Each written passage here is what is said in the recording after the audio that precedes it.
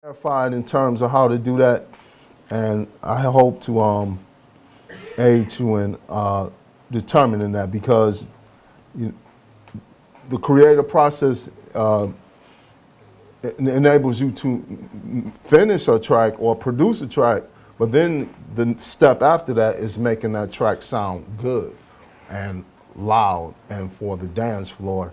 And I've had to go through a serious amount of revisions in my own head and in my own workflow to get a lot of frequencies right, to get a lot of tracks sounding loud for the dance floor, because pretty much everybody is making dance music, which means that you have to learn how to mix obtrusively.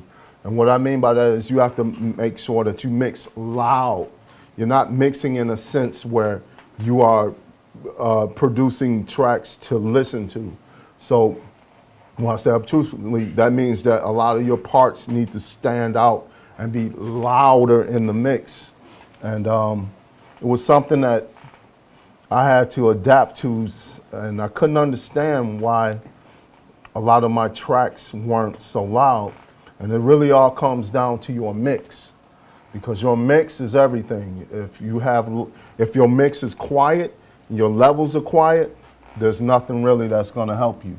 So you know, and a good tip to remember when trying to mix your tracks, if you are producing like productions for dance music and to be played out on loud systems, is that any of your parts need to be as loud as the role that part plays in the track.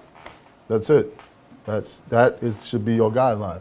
So for me, when I did like some tracks on Sushi Tech or some bass line tracks I did, well, it was all about the bass line. So the bass line had to stand out really loud. But thing is when you put a track up, when you put an element in your mix that loud, you're going to go into the red. So that's when compression and using limiters and these type of things are utilized. So just a little bit about my background. Just been doing a tremendous amount of remixes and have used Ableton to help me all along through the process of just doing like tons of remixes. Just did remixes for like Juan Atkins, Vladislav Delay twice, the Local Dice 2 mixes. Here's like his studio in Hanover, Germany. Deep Chord remixes on my own label, Paku, Loso, another project here with Paku. Some other guys in Germany, the Home Wreckers, Mikhail Meta, Pole, and just endless amounts of remixes, endless amounts of remixes actually. And earlier on in Detroit, before the techno or digital revolution, of course, you know, we were using synthesizers, Juno 106s, Roland 808s, 909s, and this MMT8 sequencer was a beloved sequencer in Detroit. A lot of guys, even I had this. Carl Craig used this a lot. Derek May used this a lot. Juan Atkins used this a lot. And tons of these records were made with just those synthesizers and MMT8 alone. Tons of records here. So then after, you know, just synthesizers and drum machines came about, then samplers started to come into the market. And there was an ethic in Detroit, you know, don't sample. And I found that a little bit limiting to not sample, because, you know, when the acid house thing came about, and New York house and Chicago house, I started hearing different drums that weren't in a 909 or 808. And I was wondering, where did these drums come from? And the answer was sampling. So here you had like S900, which was a revered sampler in London, S950, ASR 10, and then this was like my favorite sampler. We still have it today, very warm sound, very warm filters, and I paid like $3,000 for this sampler back then, and that was a lot of money, and now you can get this sampler for like 200 euros or something. Really outstanding, really outstanding. And I would, as you know, the hardware is coming back, and that any analog piece of equipment is extremely expensive right now. And there are a few pieces of gear that you can still discover cheaply before everyone decides on. I would invest in some type of hardware if it was the case. Then after the samplers came the hard disk revolution, where you had like a lot of workstations or hard disk recorders, the VS880 by Roland, 1680 actually, 1680, 2480, and all above. Then after that came the digital revolution with programs like Reason that completely emulated a studio environment. Then you had like Dynamo or Generator by Native Instruments, which was one of the first programs or synthesizers to emulate a synthesizer digitally. Then Reaktor, which just became the full-blown product of that concept. Then the DAW Wars came, Pro Tools, Cubase, and then Ableton Live. And I was a Cubase user before Ableton Live, and I switched over to using Cubase. I switched over to using Ableton Live because I found the workflow a lot more creative. It was suited for a lot more electronic music production. You could just generate ideas really quickly. Then the time stretching and the warping was the nail in the coffin, because when you were trying to do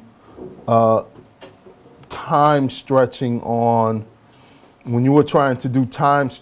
samplers, they just couldn't handle it. Just the computational power just wasn't strong enough, and you would wait for minutes before a sampler would try to render a sample and just to even determine if it was usable or not. And really, to this day, there really hasn't been a piece of hardware that could do time stretching effectively. That dropped off, and the digital domain took care of the rest of the concerns with time stretching. And I think hardware kind of left off pretty miserably in terms of what you can do in terms of time stretching in the digital domain now. I don't think that much hardware necessarily got time stretching down to an exact science where you can rely on it swiftly and quickly. So that's when Ableton Live, in my opinion, just dominates. That's the cornerstone or key feature that separates Ableton Live from everything else, in my opinion. So here I have a lot of examples of things I really use and rely on Ableton Live for. So here I am, let's say here I have this 120 beat. I'm in a 120 beat project here, right? So I can freely go from working on something in 120 beats per minute to something 96 beats per minute without shutting down or closing Ableton and launching another project that is of that tempo. So here, I can go here and work on something in hip hop.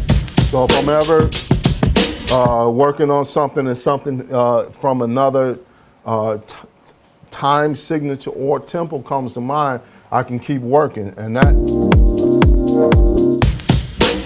And that is achieved over here by using the edit launch tempo. So I already did that, so if you can see that over here. So when I say edit launch tempo and I launch the tempo, and I just type in what tempo. So I'll change that to 130 now. Now that's gonna play at 130. This one is at 96. All in the same Ableton session. So I'm just gonna go back and change that to 120 because, so I'll just go here, edit launch tempo, and then here you can edit the time signature. So I can work in 4/4 time, then switch to something that's in 3/4 time, 6/8 time, all in the same session. I can't really say that this is possible in other programs, but this is something I don't think too many people know this, but this is extremely effective, and I will never necessarily launch another program because it's not in the same tempo or time signature. So edit that, and that goes back to 120. So now here's a great example of time stretching. So, and I'll show you several different methods of time stretching and why I rely on it and why it's important to my workflow. So here is a guy just whistling down the street.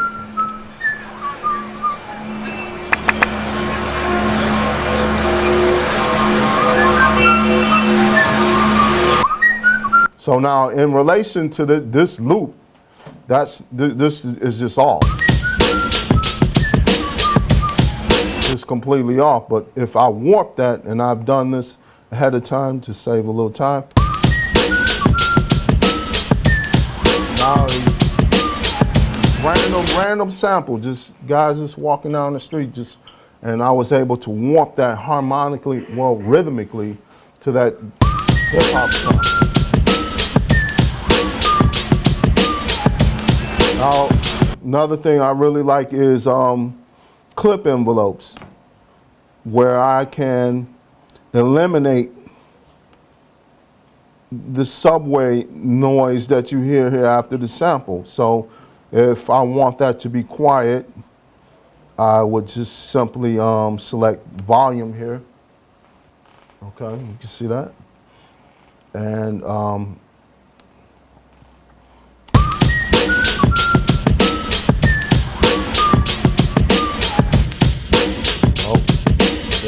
there that is right there.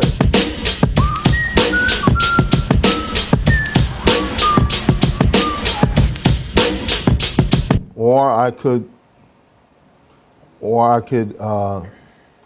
draw a curve of that and make that fade out a lot more smoother.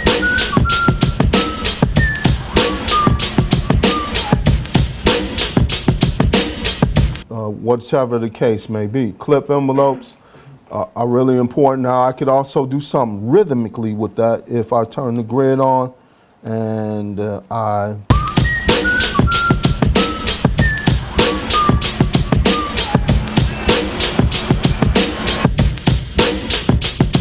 now if I just simply like draw this back in or something, we can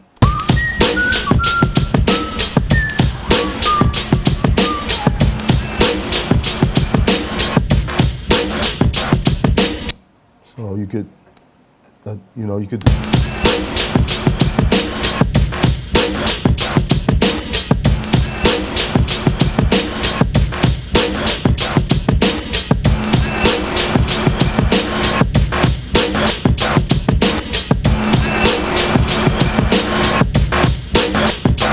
So you could just instantly come up with a lot of creativity in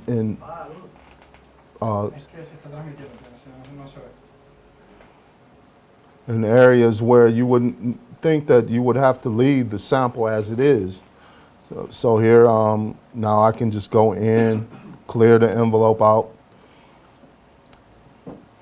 And this is really important when you're working on samples. Another thing for people here, soon, and like really soon, let's see now, where is this? It should be on my desktop still.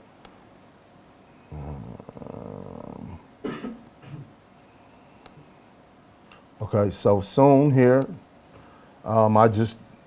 this is a preview actually. So I just did a sample CD for Groove magazine in Germany, which should be available for download any day. You could take the samples, it's saved in Ableton format, saved in machine format, and you could just play around with it.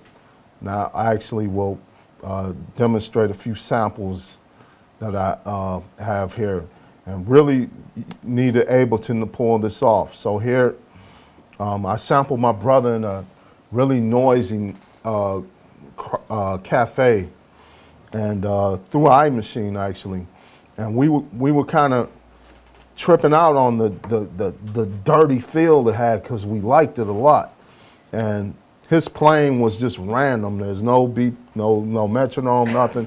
He was just playing, and I thought it would be interesting if I could use that. So.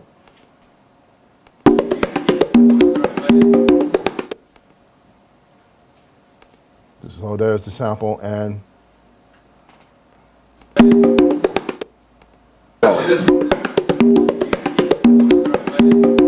now I can also assign that to make a key assignment so that I don't have to trigger this all the time. So I'll turn on the key assignment here and this sample, and I type in Q. So now every time I hit Q, trigger that. Now, it's triggering in one bar. So if I want to trigger that where every time I hit the Q key, without it being in some type of division on the grid here, I could turn that off and trigger. Speeds my workflow up a bit. So this was just random playing. So now if I warp that, and I say I want to set the 1 there. And I can give myself the metronome to see where I'm at really. This is because this is actually needs to be in one.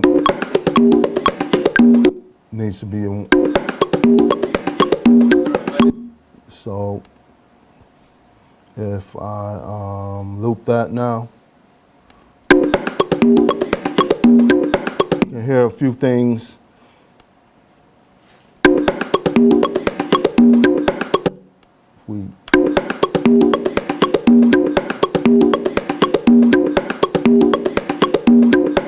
It was a lot harder to warp this initially, but it still remembers a bit of my settings.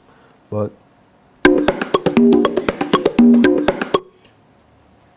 so we turn the metronome off. Now another thing about clip envelopes that's really interesting is I can use this to duck or hide some of the percussive elements in this loop. So if you're ever working with loops and maybe some snares are too high or even too low, you can kind of duck that. Right, so turn that down. I could eliminate that.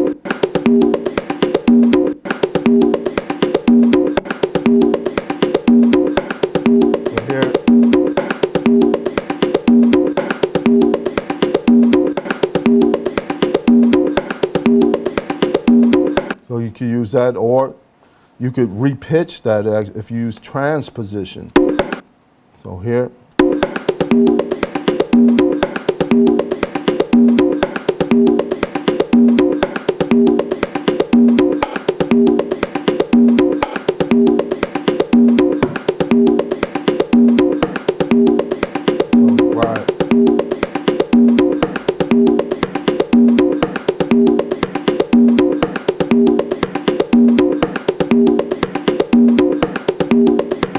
this one here, we could.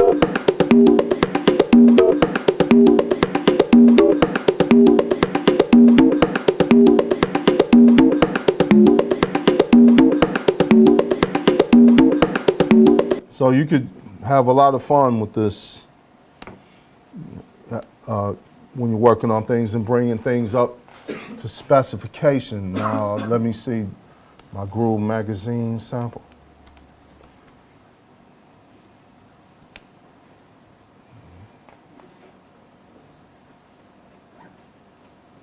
Okay, so now this was really important.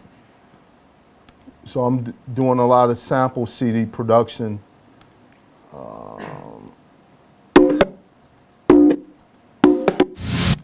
So this was a sample I used here from Elisa's Andromeda synthesizer. And so it's a synthesizer, or just could even be from any analog synthesizer.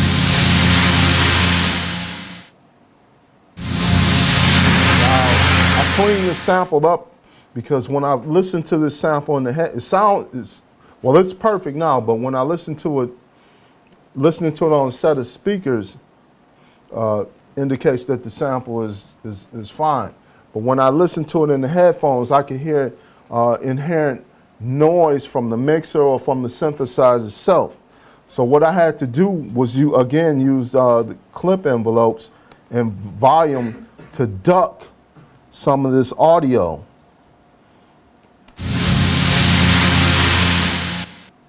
To get a clean tape.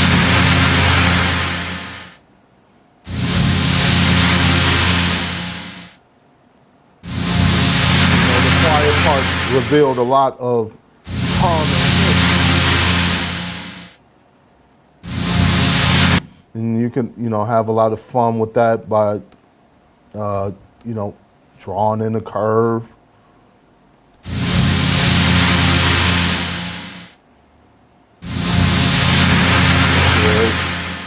Dies out again, so because it's really unprofessional really to offer samples for sound generation or creation with like noise, hiss, hum, and just artifacts from the analog domains for creative use. Now, if you're working in the analog domain and you're mixing it down, that can actually add a lot of character. But if you're gonna have your samples available, you should eliminate a lot of the noise. And a lot of people are not really familiar how to do that. A lot of people think that you have to get a lot of expensive noise compression to eliminate that. Here you could just use envelope. You could just draw that out using clip envelopes. So that, you throw a little bit delay on that.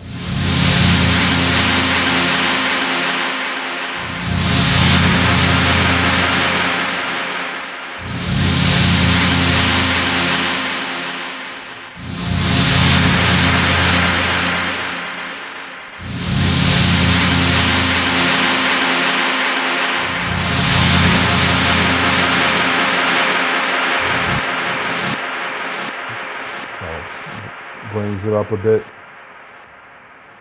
Again, here we are, 90 with this hip hop sample all the way up to the Amen. All the way up to the Amen place.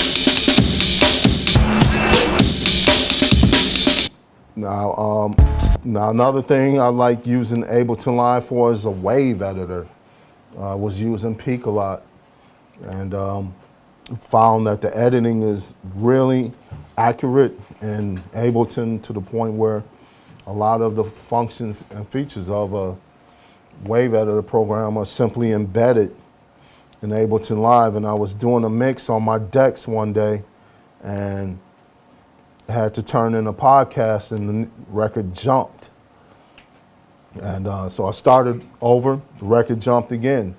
And I didn't really have too much time to start over for a third time. So that it came to my mind that all I had to do was just finish the mix and just edit out the part that skipped or recreate the missing part of this track that skipped. So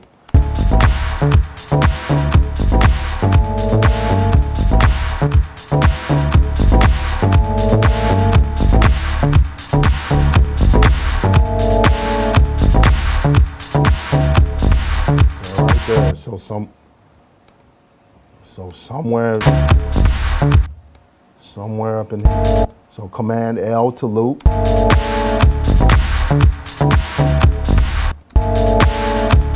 So here is like the beginning.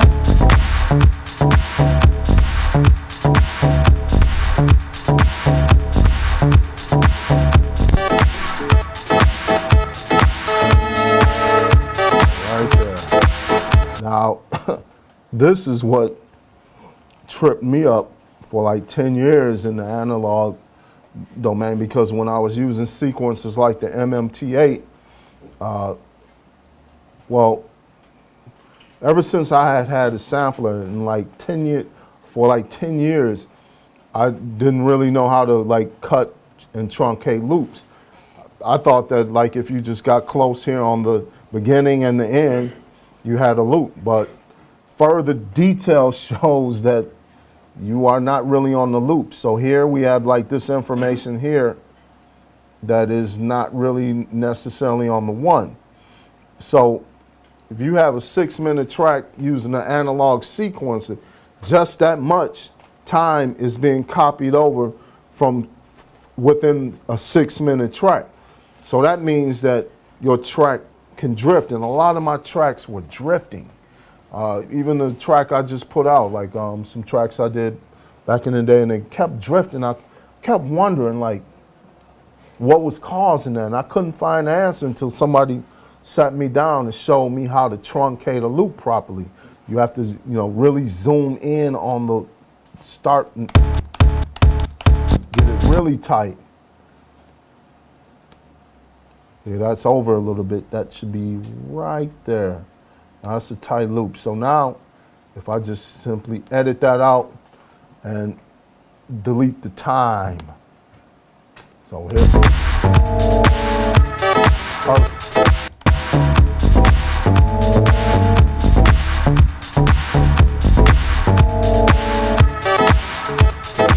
There's that part and that part. If we select both of them, Command J, and we consolidate them both. Command J. There it is. So using Live as a wave editor is just really effective. Just when you're working on music, you have to solve a lot of problems. You have to solve a lot of problems, and that's why a lot of people orientation is coming from this perspective that making music on a computer is the easiest thing I could ever have decided to do. A lot of people have erroneously adopted that this is the case, when in fact it's more based on this notion that making music with the computer creates problems related to a workflow that I must create in order to solve them. You are now challenged to find a systematic way in order to convey your ideas. So, through the hierarchy of a computer program, you have to find your way through this in the way that the computer will allow you to work. In hardware, you didn't really have these concerns, because in hardware it was just kind of based on the integrity of the sound source, the clarity of the signal, and possibly the warmth of the signal. That's all you had in hardware. And you had workflow issues such as how to mix down and punch in and punch out. But, what I like about Ableton is that it can solve a lot of these problems that exist. It can facilitate nearly everything that I want to do. So here I was in a cafe in Norway, and the waiter had dropped the dish. And I was wondering if I could use that for some type of snare or something. So we were just sitting there. Who is that?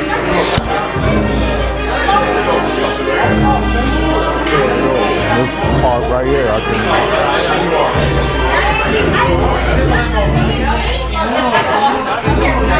can make a house track out of this in Ableton. So right there, I thought she had just decided to talk when I was interested in that frequency.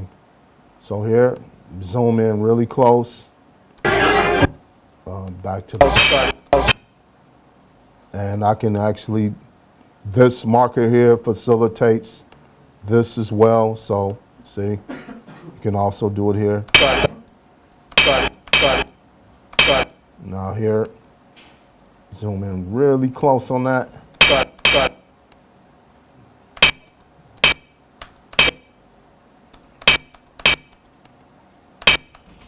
So you would think that this sounds like nothing. It's impossible to use this. Not necessarily so. Here, if I put reverb on this, it adds it starts to fill in the body that's missing. If I take that and I work with this a little more here. And I can eliminate that little.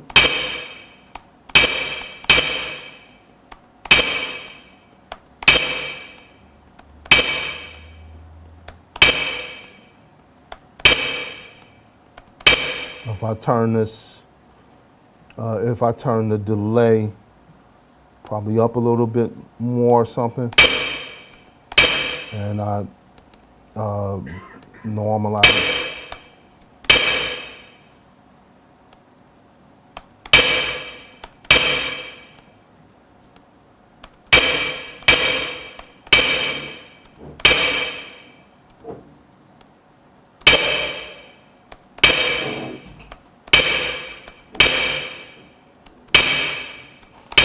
So either way, it could become a tight snare.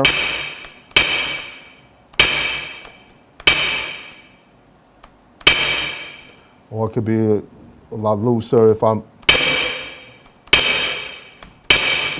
Now, again, with a bit of delay.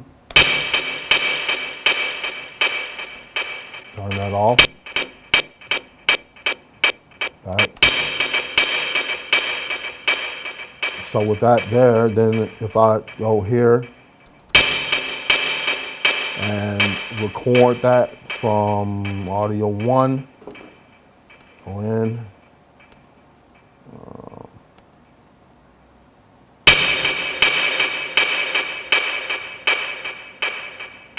So then now, then there is my newly constructed sample.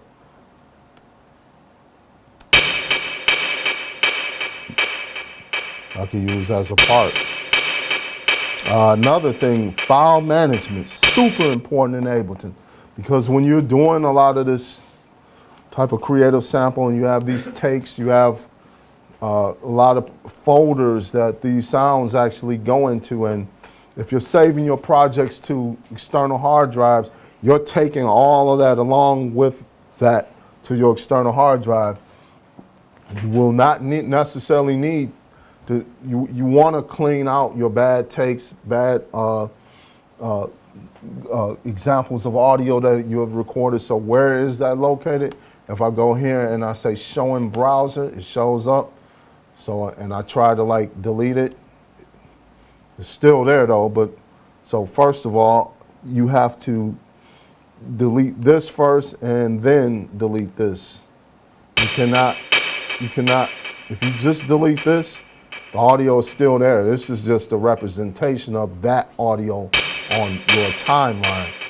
So here, if I say delete,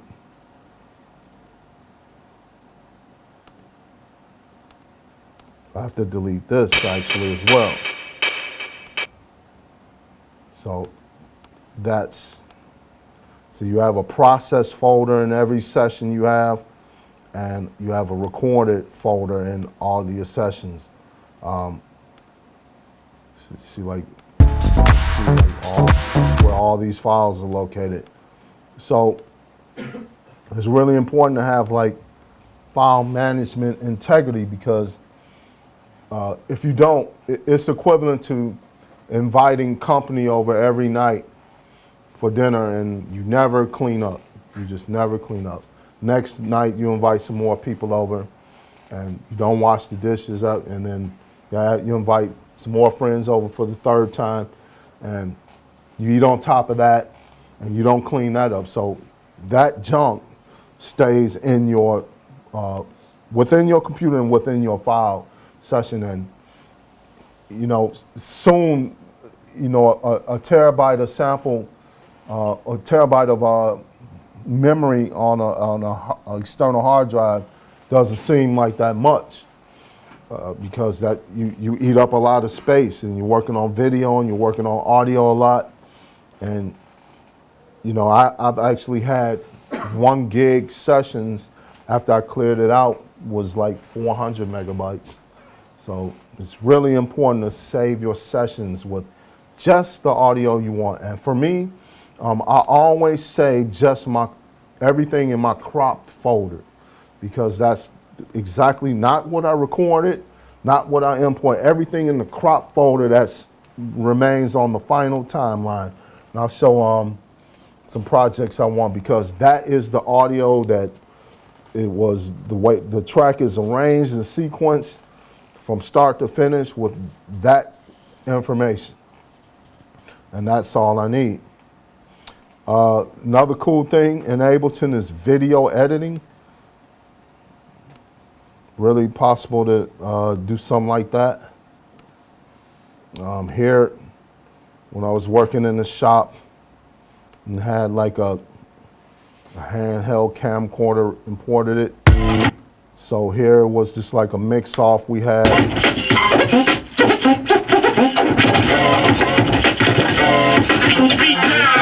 And then I was able to warp another hip hop track behind his performance. So, you know, you could, you know, do something, you know. So let's say if like his routine needed a particular track, he got sponsored by Coca-Cola. Coca-Cola licensed some track or something in their commercials. He's only in town for a day, and he had this amazing hip hop battle routine that got recorded, but and they wanted to use it. Well, just out that audio goes, and in goes some new audio. Can't even tell that,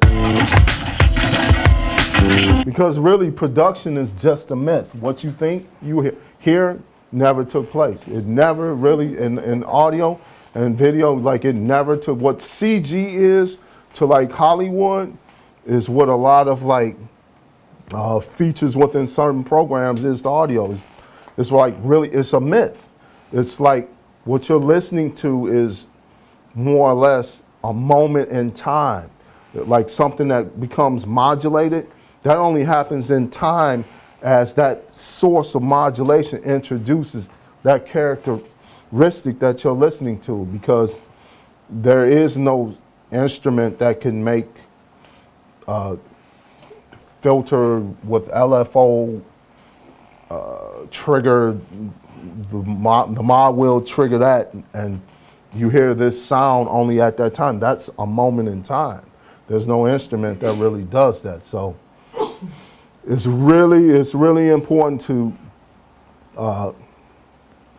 wrap your head around the way things really work and get a real working definition, because you can fool yourself a lot. And like for me, when I bought my Waldorf Wave,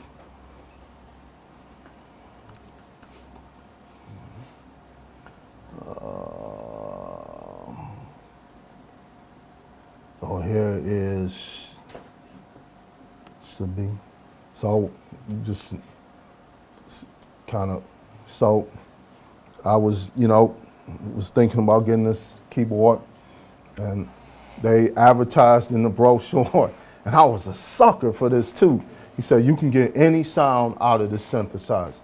Said in the brochure. Ding, ding, ding, ding, ding, ding, ding.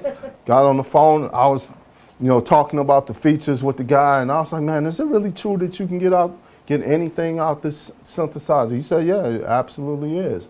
And then I said to myself, well, if there's a piece of equipment that exists where that is possible, that's the piece of gear I need to buy.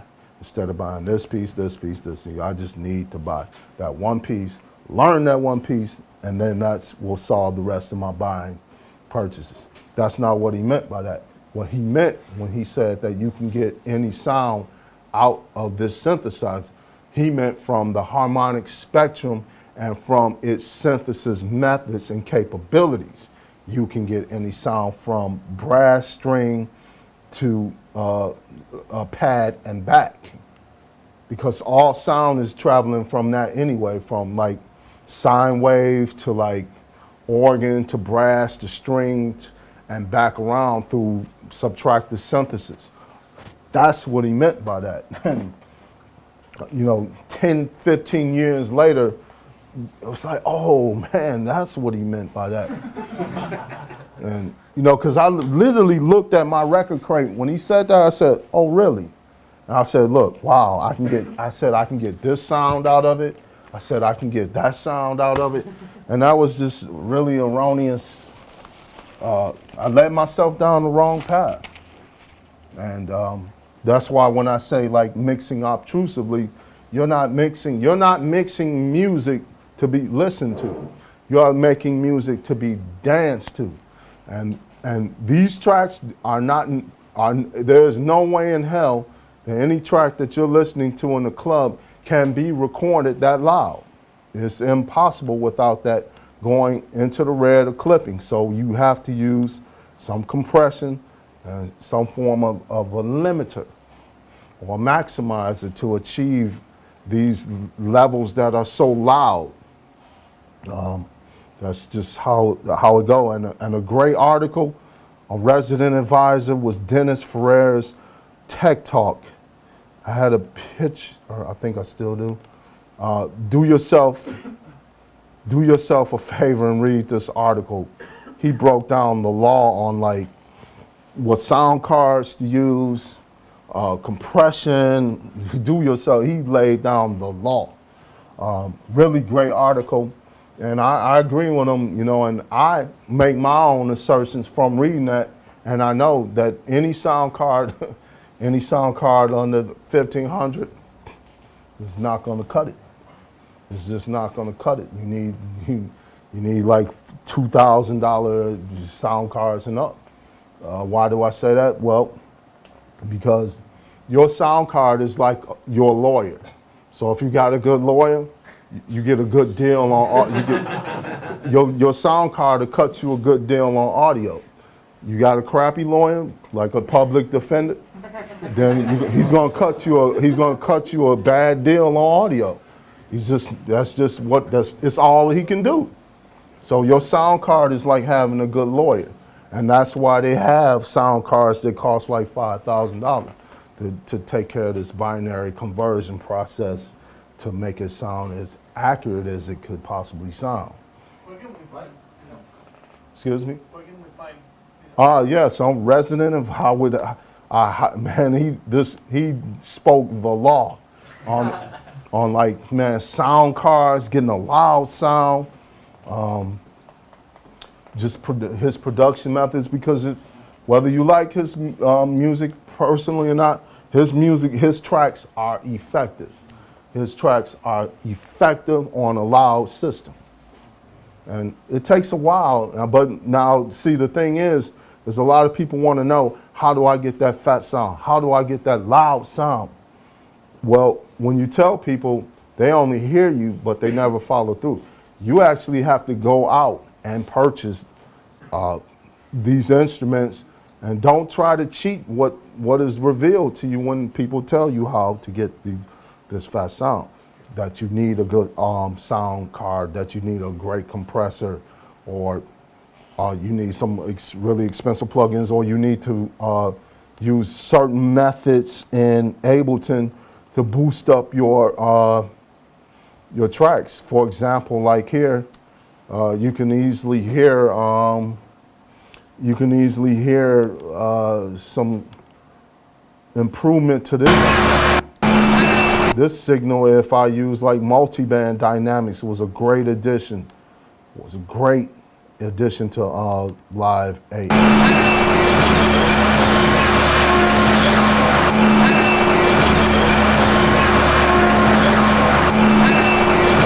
Was it on? Yeah, off. Quiet. You can't, you know, you need to bring your tracks out. For dynamic range, you need to build your parts up. Spend a lot of time examining what you have recorded and how to make these stems sound good.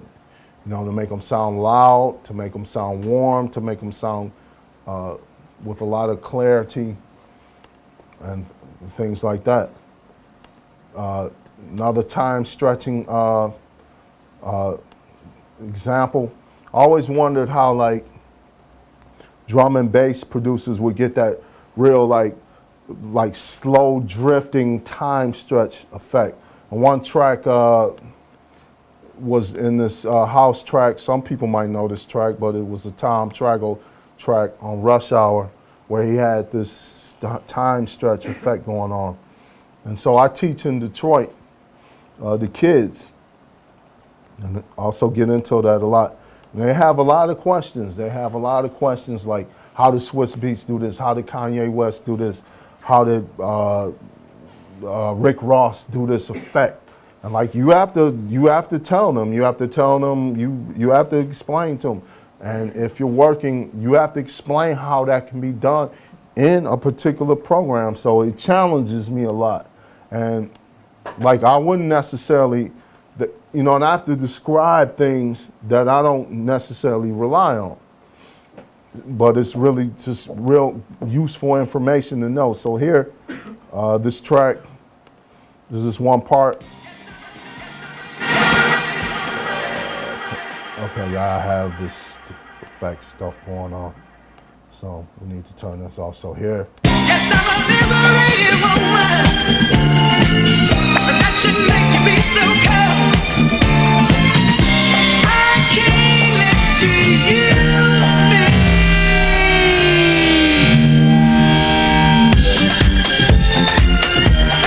I was wondering how he did that. You know, it was kind of really clever thing that he did, and I was wondering how he did that. So one day, I was after I did a workshop at Dub Spot in New York. I was wondering, I was like, how could I do that? So here I'm just saying the word Dub Spot, right? Dub Spot. So now again, if I map that to W now. Dub Spot. And turn that off. Dub Spot. So now if I warp this, turn on the warp. Dub Spot. So now it's kind of simple actually how this, so first thing I want to do is make this, two bars just by typing this in actually. 0, boom. So now, or I can even make it 4 bars. Yeah. Okay, so now all I have to do is really just drag this out. Dub Spot. Really important to note that I need to change this warping algorithm to complex. Dub Spot. It's getting there, but it's not there yet. So I drag that out a little more. Dub Spot. It's getting there. Dub. So now. Dub. And I'll raise this up so that we can see that. Dub Spot. Dub Spot. Dub. And as you can see that, dub spot, so that's kind of like, how, well, I don't know that every producer ever did this in Ableton, but that's how you can do it in this environment. So, it's really, you wanna know how things can be emulated in different programs. dub spot, Now here, it gets a little interesting when we put some ping pong delay on that. dub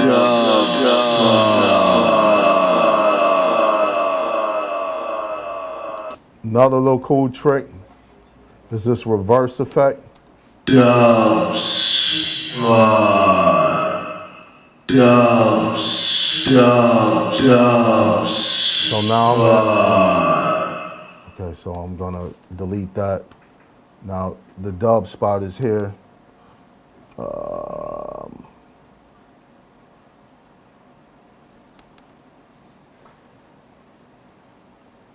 dub spot, Now here I'm going to, I'll stop whatever sample's playing there, and we go in, dub spot, Now here we want to reverse this sample. And now we want to record that like that. So I arm this.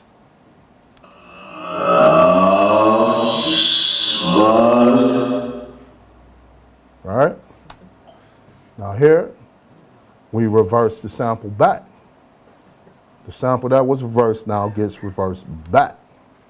Now, when we just listen to this, you can hear like this ghost trail with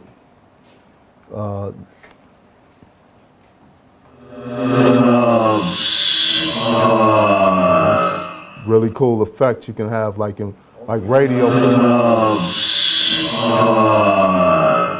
I ask you something, please? Why when we always stretch in the audio, we become this metallic? Because How we can eliminate? because you're using the wrong warping method. See, like here, now see it's on beat, so I could change that to complex. It sounds a lot smoother. So when I had that.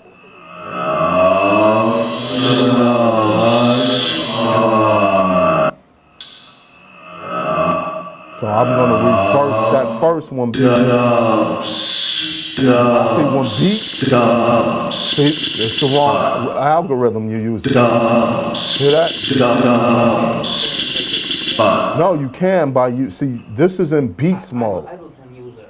Here? And I don't know, when I'm working with the voice, I don't know when I stretch the voice over some loop or sample, I can eliminate this metallic sound. Right. So here, go here, as you can see, right here. These are your different time warp or algorithm modes, where you should change it to something like complex, because right now that's set to beats. Now, that could be a cool effect though. That could actually be, but normally you don't want that. Normally you don't. So now when I change that to complex, you don't hear this. Listen. There you go. Change it to a different mode. Complex.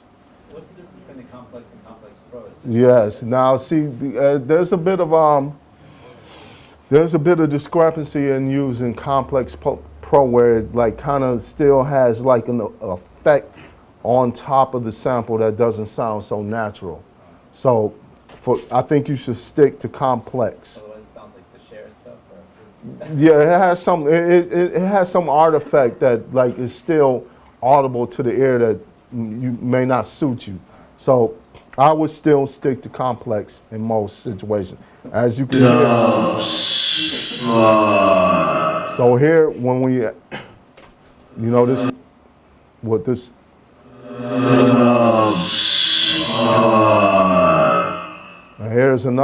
here's another sample. dubs, You be really interested. It's really interesting to see what your voice can do. This is just me on the vocal.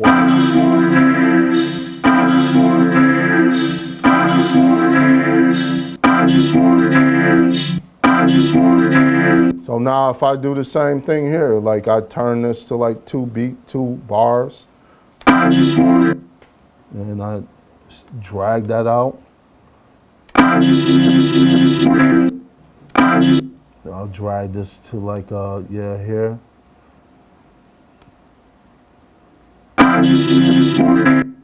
This to here. See, but I turn this to complex. Now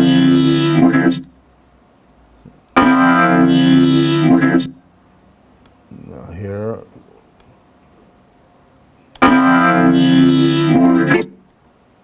All right. Drag this out a little more so that you can see.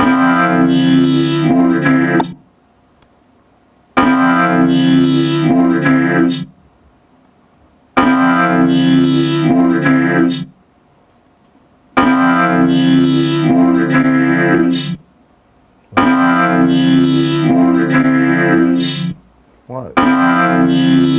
Now back to beats. It's the wrong algorithm. Complex.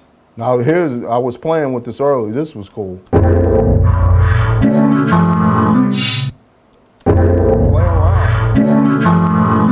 Play around with it.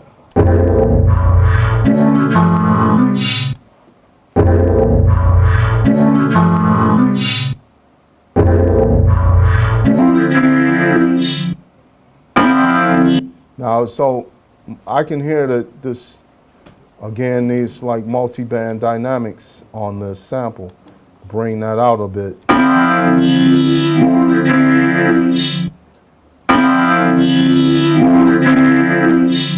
What's the difference between multi-band dynamics and an equalizer to power up certain frequencies? Now, yeah, well, see, the multi-band dynamics is kind of like expanding the range of where, like, really the equalizer is just EQing the track. Like, you're kind of like expanding the dynamic range here with the multi-band dynamics. dub, dub, So with that off lift, but see with the multi-band dynamic now, well, we're still in the red without that effect. We're definitely in the red with that, so you put a limiter. You would put actually the limiter on the master. You would put the limiter here. So now, not in the red anymore.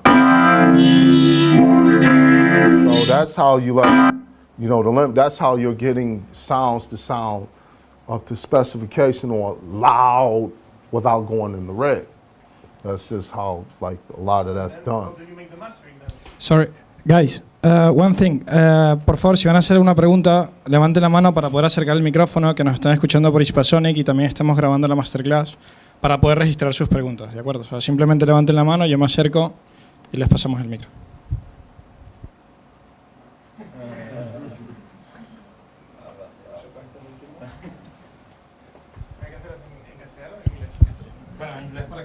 Okay. I mean, if you put a limiter on your master, how do you make the mastering then? No, just for that sound though. Then you would export just that sound, not the whole track. No. Ah, okay. Yeah, that was just done for that example. Just a limiter on each track, not. Well, yeah, I mean, but I would render this out and use my so I would just like, so here, with this part here, like that is on channel 1. And then I would say export audio from the master, because the limiter is on the master. Okay. Wow, it's out. It's loud as hell, and it's like I need it. Okay. But you don't do No, your track like your with a whole limiter track. on the No, master. no, no, no, Okay, no, no, okay. no. That was my question. No. That's a no-no. That's a no-no in the digital game because your mastering guy is not gonna like that. He is not gonna like that, and he's pretty much gonna refuse to master your track or give you some results that are just not effective because you're locking him into decisions that he can't necessarily utilize or get outside. But always on your individual parts, beef up your parts, beef them up. Now, be careful when you're working in your own bedroom because what you're listening to is not necessarily going to match what you hear in a real studio when you try to mix this down. Even if, when you're trying to mix down in your house, your room is really not set up. Your room is not set up to like try to mix down a track in your house. You have like the walls. You don't have like sound installation. You got noise coming from other rooms. You got noise coming from the refrigerator. You got like, you got the ceiling. You got the heat going, and all these things. And if you got the window open, and you're not really hearing, it's not the right environment. It's not the right environment. It's not the right environment. If you should mix down in a real studio with professional monitors, sound installation, so that you can capture the frequencies. Because a lot of times when I was trying to mix down at home and got into a real studio, I was like, is that really my track? It was just sounding so dramatically different. And so I started to build up a direct relationship between matching what I would hear at home and what that would sound in the studio until that got to be accurate. And I relied on that workflow to do that because, if you're, depends on if you're if you're mastering vinyl or if you're mastering a file, something or anything. And so how do I use this? You would think that it would be impossible to use this, or you would just bypass a lot of this. So how do we use this signal where we have a balance between the right and the left? So here, if we use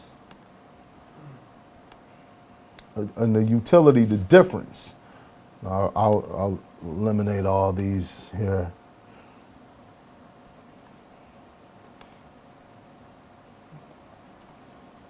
So now here, with this, you'll just hear, you'll hear like, I'm gonna bring you up, didn't I look at bring that. you could up? never use I'm gonna that. bring you. Now see, when you use the difference, I'm gonna bring you up, didn't. I'm gonna. see, that's how you can, Did you make that? Sorry, there is another question first. okay? Okay, Mr. Huckaby. A lot of people say that the Ableton Live, how I say I'm a Ableton Live user, don't have the same sound quality like the Logic.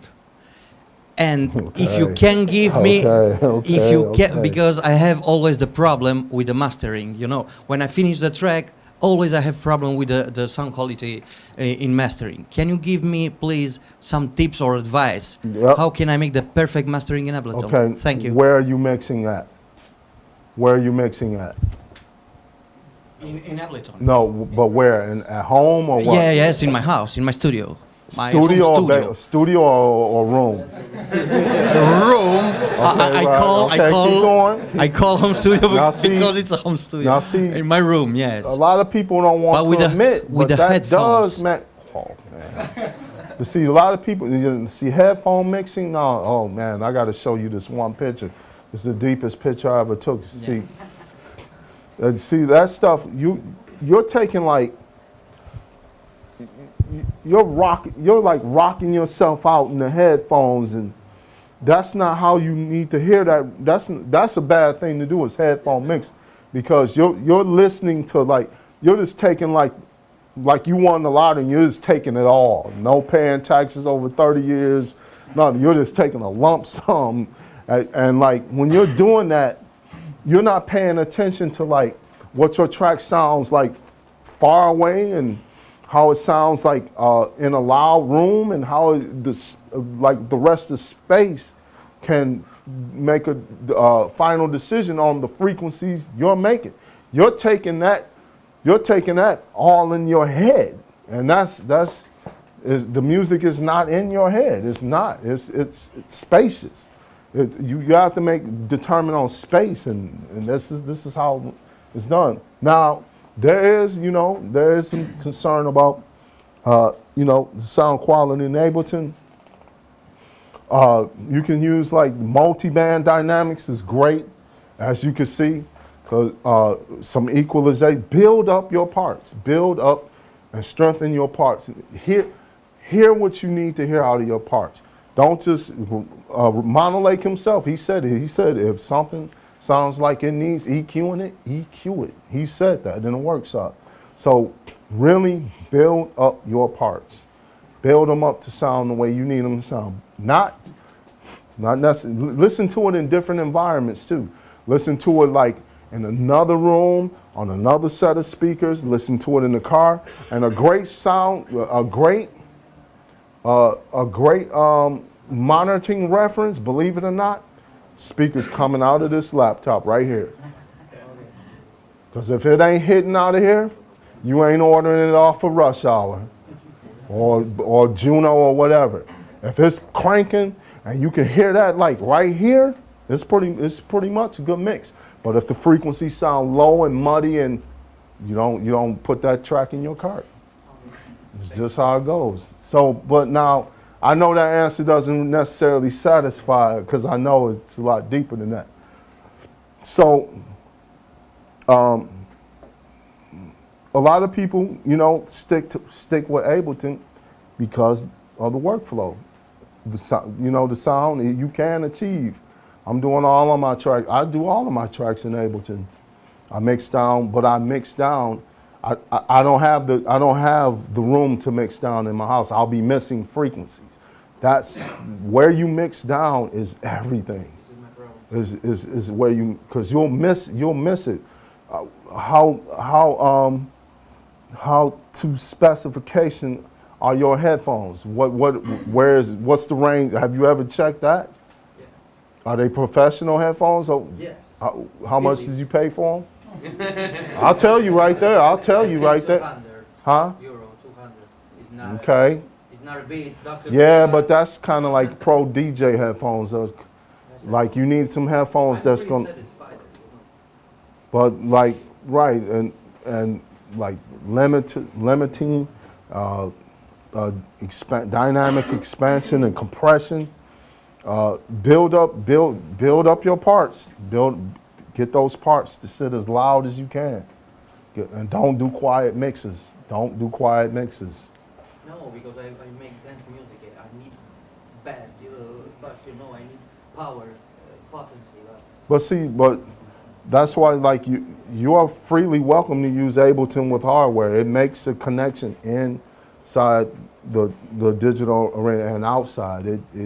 So send your parts out through a mixer, through a compressor, come back in, warm it up, and you got a super loud, fat sound, The answer is spend a little more money, to be honest. Hate to say it. I had to bite the bullet too. Like I just wasn't hearing what I wanted to hear. And I tried to blame, a lot of people try to blame, I always say Ableton doesn't sound like anything. Ableton sounds like the person using Ableton. That's it. Ableton doesn't sound like crap. Ableton sounds like the person using Ableton. I could play you tracks that like I started in Ableton and they sound great. Like all of my tracks, because I learned how get a loud sound. And that is what people wanted to know in workshops. A lot of people dig the features, but a lot of people want to know, how do I get that loud, fat sound? How do I get my record to sound like my favorite producers? Here, with a lot of, like here with, with this,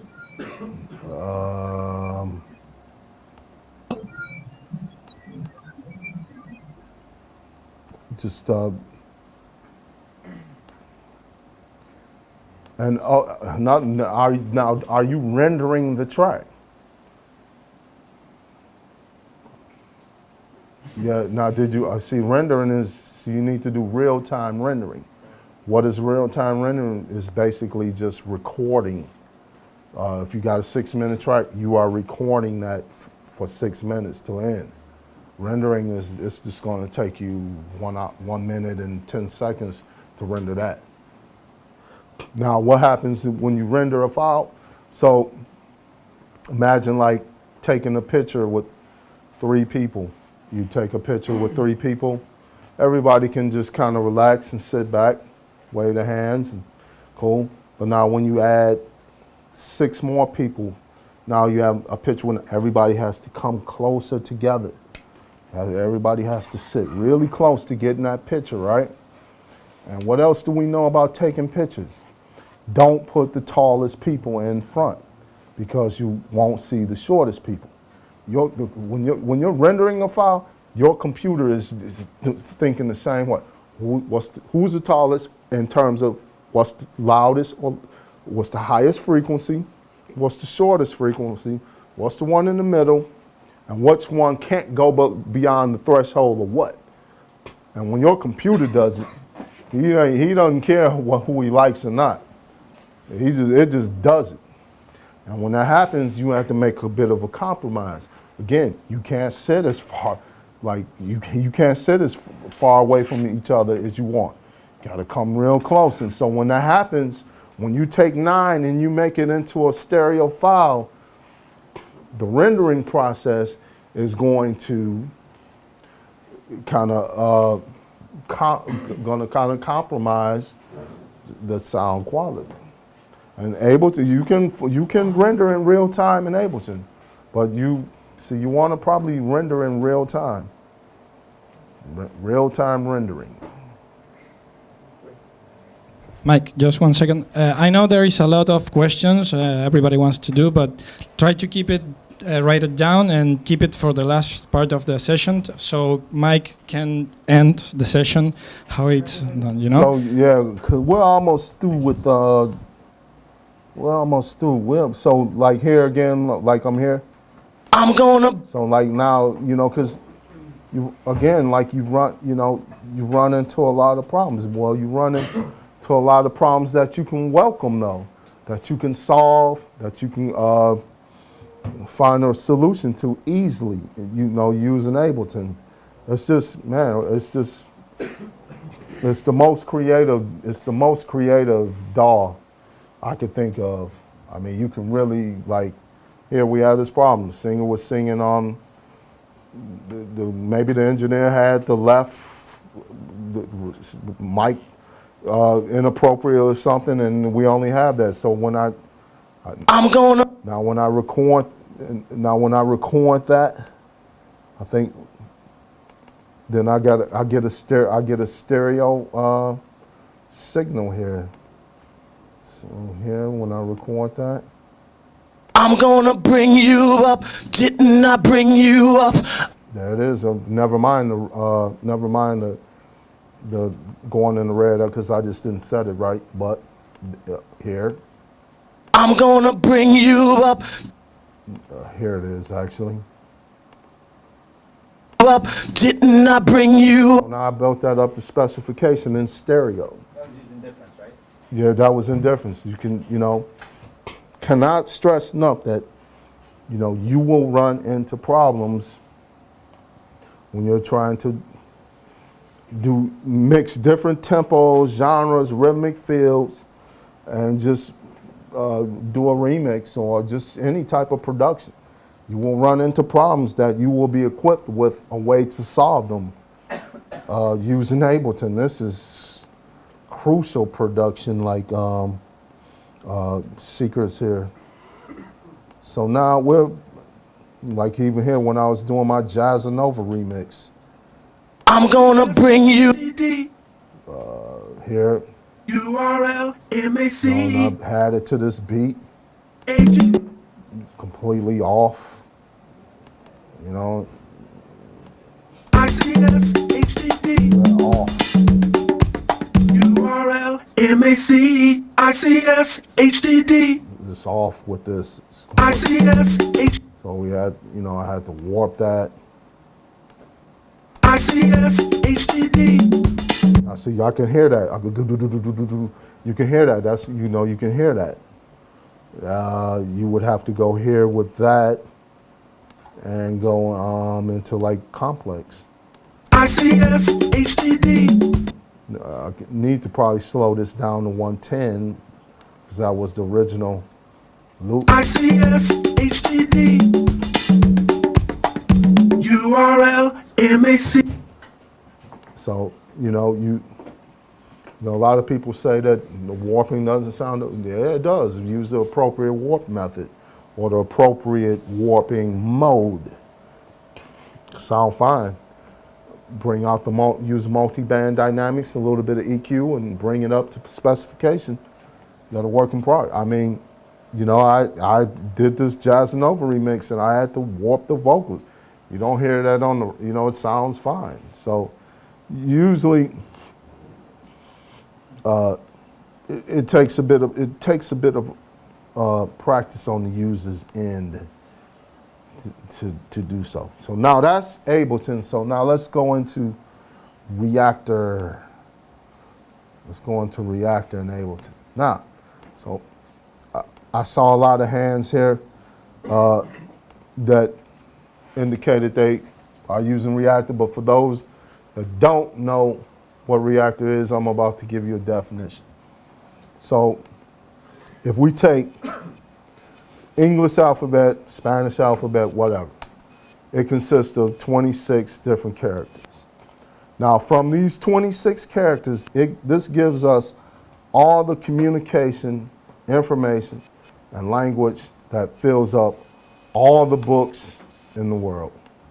Just from those 26 different letters within the alphabet, you can fill up all the books in the world and all the libraries around the world from just 26 different characters. So if you think of what this will mean in terms of Reaktor comes with 256 different modules that you can wire together. LFOs, envelopes, knobs, buttons, faders, samplers, oscillators, everything. So, so if you imagine what you can do with what 26 characters does in relation to what 256 different modules could do, expressing yourself musically, endless. Reaktors can teach you everything about synthesis, hardware, MIDI, effects usage, and even teach you how to play the piano. It can teach you everything. It can teach you how to be a beast in hardware. And I'll show you a lot of that. So here when Reaktor, nearly every hardware synthesizer has been emulated. Roland Space Echo.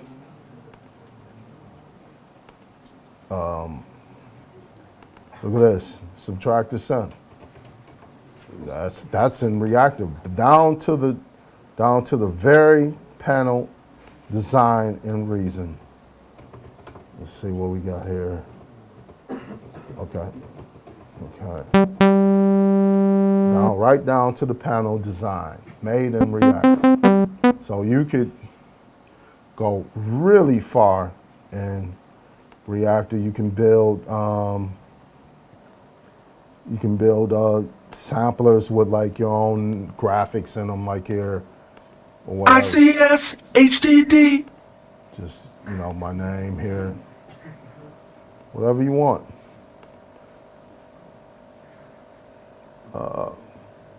Now, so here's a great example of how Reaktor can take you forward. Here's a nice Rhodes. Here's a nice Rhodes, right? Nice Rhodes. Everything seems functional, but it doesn't have an envelope here.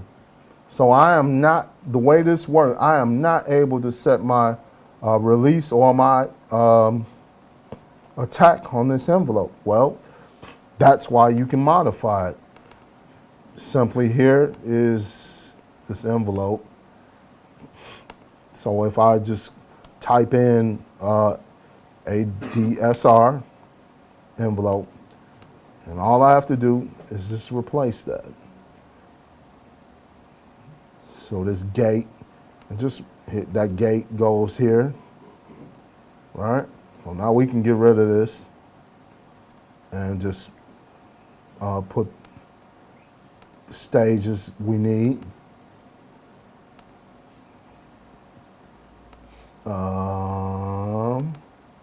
Back here, A, D, S, R. Now, so on the panel, those knobs show up here. I unlock the panel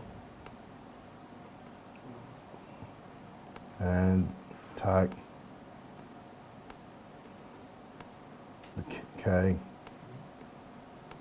stain, release. Now, this is the way I would want to use this Rhodes. So I can set, because if the attack is, it will sound really choppy if I don't have the right ability to like set the release on the, if I can't turn that up, you know, and go from one chord to the next, you wouldn't need that.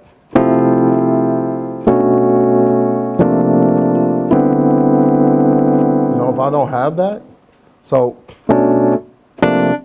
you need that. So right there, you know, you have the ability to modify things according to your specifications. So now I can go in here and add whatever, like I can go to effects here. How do you get in there again? Okay, yeah, I'm gonna build a basic synthesizer so everybody can understand that. But basically, here is that Rhodes. Now we can put any effect after that Rhodes to be processed by it. That's like a phaser. Probably would need two, because it's in paste. So you will need one for the left, one for the right. So now this is running through a phaser now.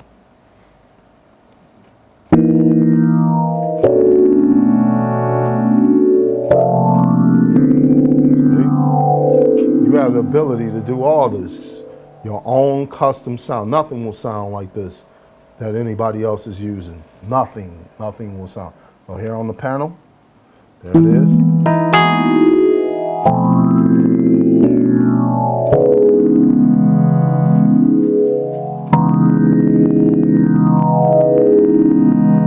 Pretty sweet, right? So you just keep going and you save this as your own ensemble or instrument that you could pull up and record with at any given time. You know, nothing will sound like this. No Rhodes ever will sound like this. And you have like so many different effects available within the Reaktor program or on the library. And you can use this with Ableton Live's effects. So here, you know, the signal is here. You can turn this off now. Use,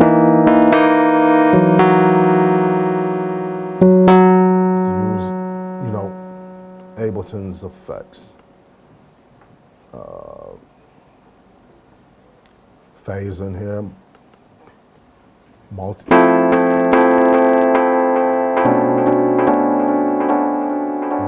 Again, like multi-band dynamics. Watch when, you know, because I can hear that the Rhodes sounds a bit dull.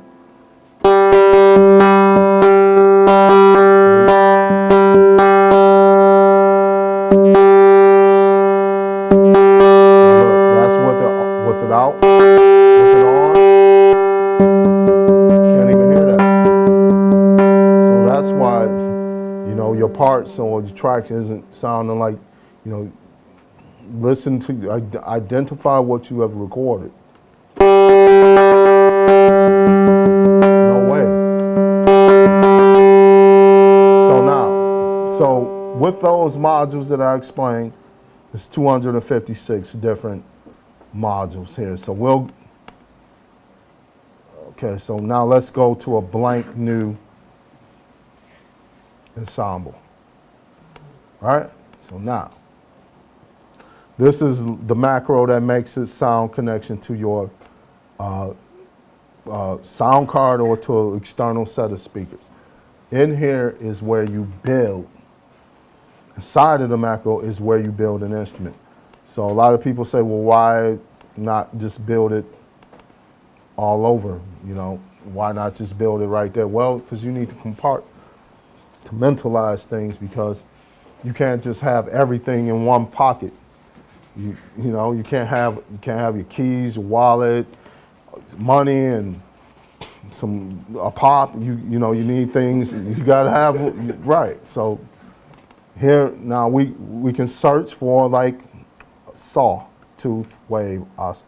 So everything it comes up. So, and this is where you start to really digest these synthesis principles, because you are creating them, you are making them, and you are relying on them. So when you add a function, feature, or knob, you really know what that knob does, and you understand what the stages in envelope contribute to. You start to really digest it. So here, this is the connection that will to our sound card so that we can hear it.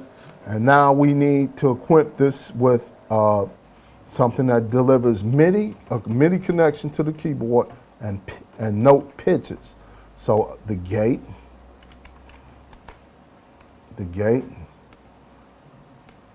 goes to the amplitude. Well, see, we don't hear anything. You see, that's why you start to that's what the gate causes the synthesizer to trigger. But we need note pitch now, because it's not, the gate is not the same thing as note pitch. And that's when you really start to understand and identify the differences between one parameter and another. So note pitch, boom, here, that goes there. There you go. See, without note pitch, delete that wire, nothing, just the gate is working. No pitch. Now, without the gate, you're not going to hear anything. You're not even going to hear note pitch, because you need the gate. The gate is fundamental to anything happening first. But see, it sounds crappy, right? Sounds crappy, so you need an envelope. ADSR envelope. So now, that is going to, the envelope is going to trigger the oscillator, and the gate's going to continue on over here. And then again, we just create the controls on this instrument and unlock the panel.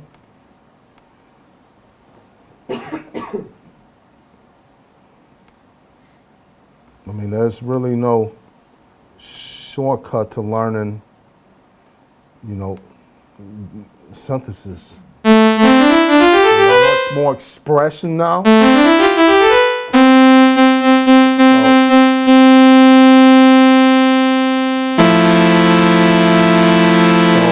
With the attack, I want that. So with the attack, sound comes in right away, or loud comes in over time. For string sounds. For bass lines, you will want the attack to be low. Now for strings, you will want the release stage to be up, so that you can play from one chord to the next.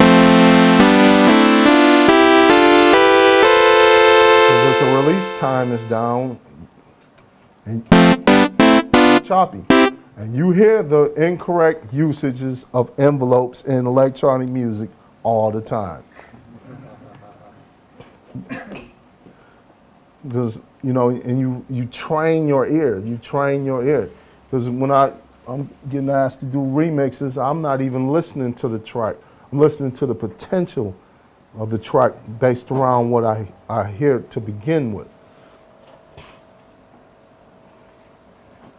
Really, you know, is for me, just really helped me to understand different environments, to facilitate like the teaching at the school with the kids, show them how the same thing works in other programs.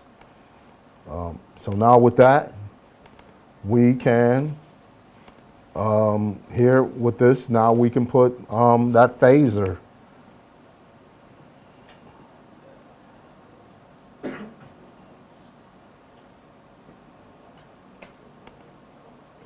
So you would, you know, you would need, you know, 2 of those. And, you know, it goes into the left, into the right, and back, the signal back. And you can get a lot out of a sawtooth way. You could get a lot of sound. See, you know, the releases.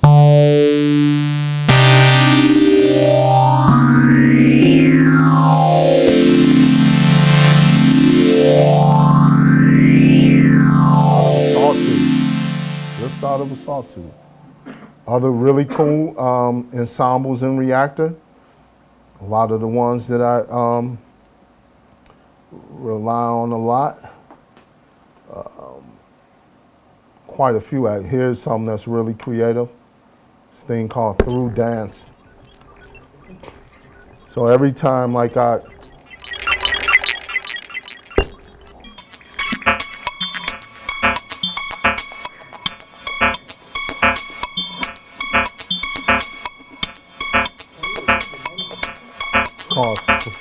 I'll make sure you know where to get it. So every time I click on this, it randomizes. It's a new pattern. So now let's say I want the BPM should be higher.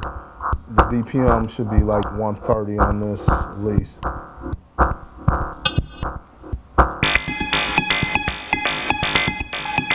So here, really cool thing to do. This is Reaktor.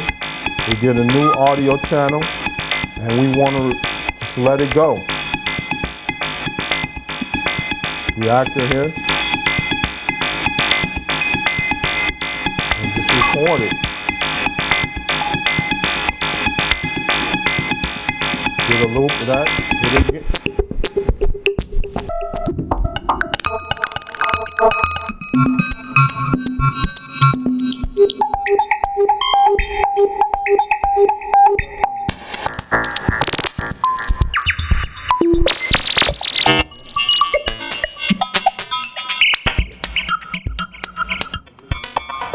You know, let a kick play up under this.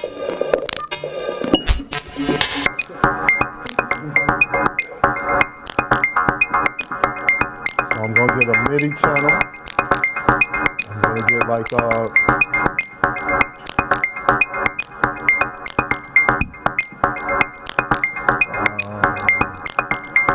impulse, right?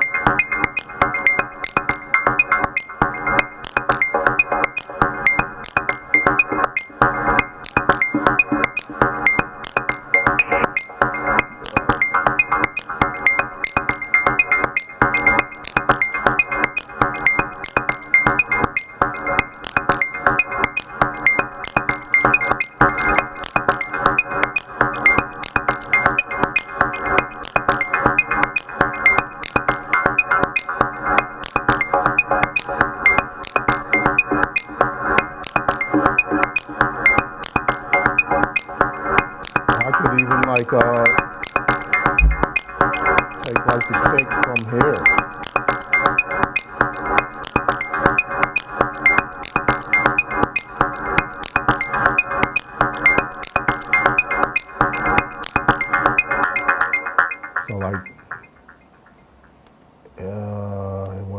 So that's like, and you just go back in, listen. I like this part right here. I like this part right there. It's not sitting well, warp it a little bit. And you can just do another take.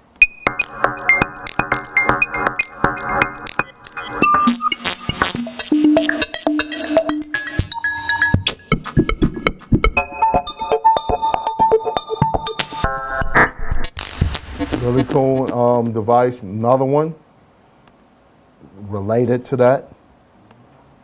And so you're in the element of surprise, and the best place to be in the element of surprise is in Ableton. Because you can straighten out if that loop does not fit, or if it does not rhythmically fit, you can force it to fit. Another really cool one is this one called Gragir Star or something like this. Really amazing. So here, more samplers, more different samples, different start times, different loop lengths.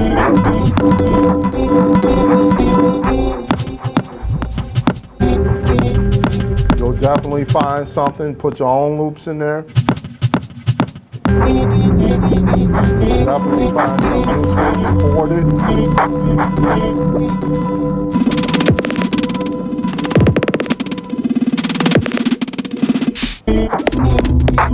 Couple of minutes go by. So here, like so you would put your own samples in there.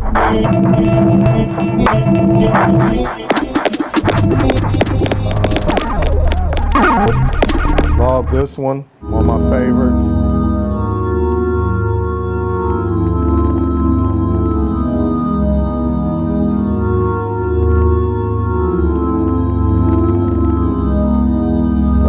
Like the map samples.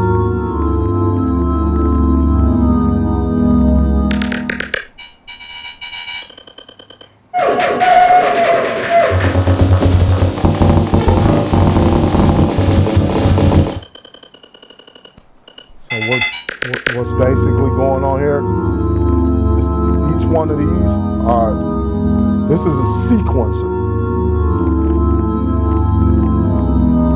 So when I edit this, so that's scene one at that range and at that pitch.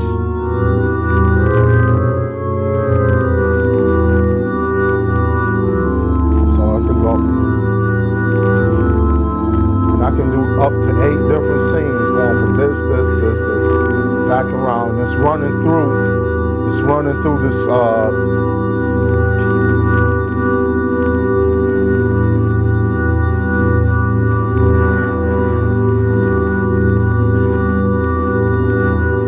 effect down here.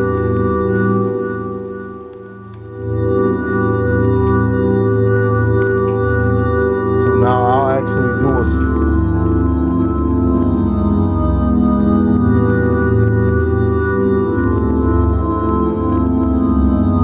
really just beautiful, like, so then when you listen to the sample on its own, that sample really doesn't sound like that.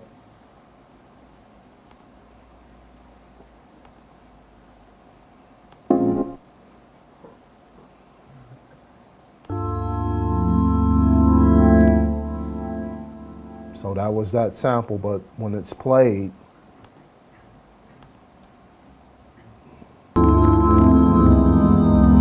and moving and running through a delay, you hear the sweeping effect with from one scene to the next, and it just sounds like real beautiful like that.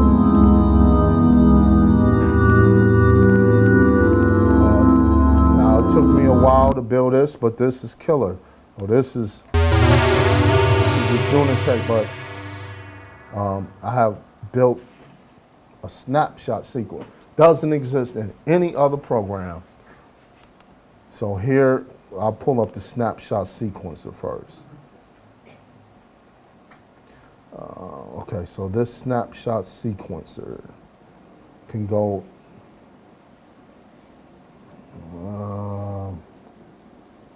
okay, I gotta, snapshot sequencing, right? Now, I copy this. Now I load back the Junitic. Here's the Junitic now, right? So when we go inside the Junitic and place that there, and I paste it. Now I can randomize any of those presets. And you see them over here? Look at that. Can that go faster? Can go faster or slower. Now here, so when I play a chord,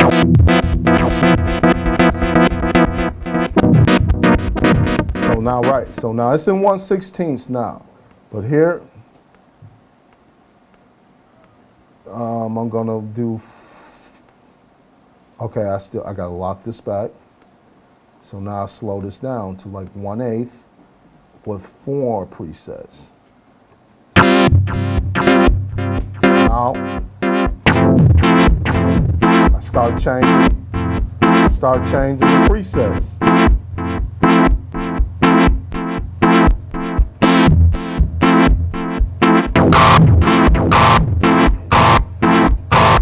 And speed it up.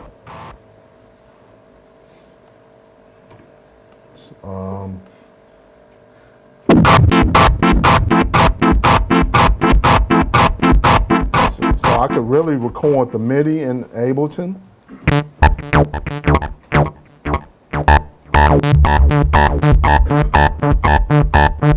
It gets kind of freaking out because I got a lot going on right here. This is record. It's kind of freaking out. Yes.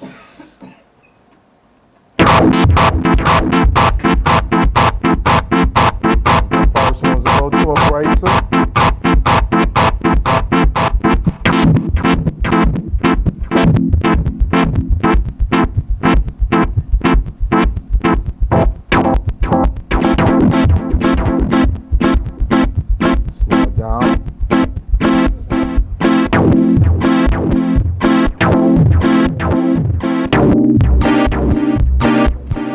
You can see the presets. Look at them. See, that's what you're hearing that.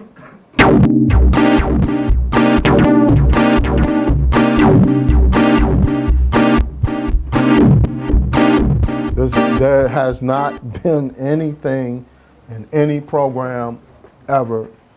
The snapshot sequence does not exist in any program. Does not exist. Mike, the snapshot sequencer is available in the user library?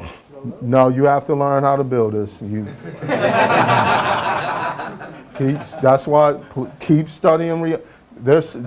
See, a lot of people think that there's a lot, every synthesis method has been determined. No, there's all types of them. Here's the synthesis method right here. Snapshot synthesis. Basically, snapshot synthesis. Check this out. I made this playing a typewriter.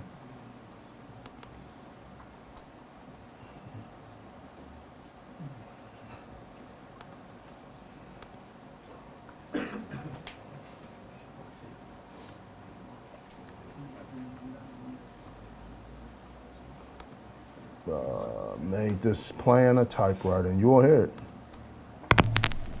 One minute.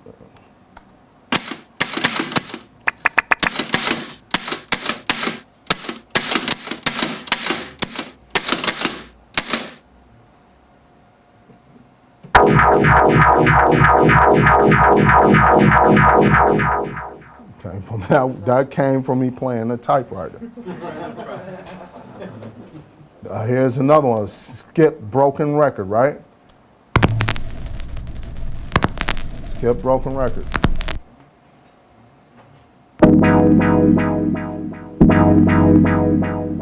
That's some granular synthesis method. Reaktor is way. I can show you this. So here, it's like a wave scanner I built. Open ensemble, wave scanner, granular synthesis. No. With that, instrument 2 is, so now I'll load in that in there.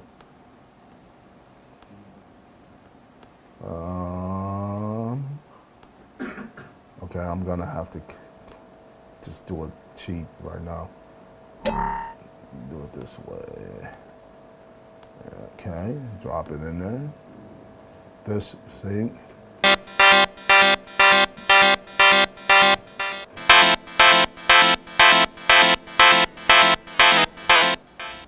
So I'm going to turn that off. So that is the typewriter. That's the part that got processed from the typewriter. So it's reading the samples of the typewriter in milliseconds.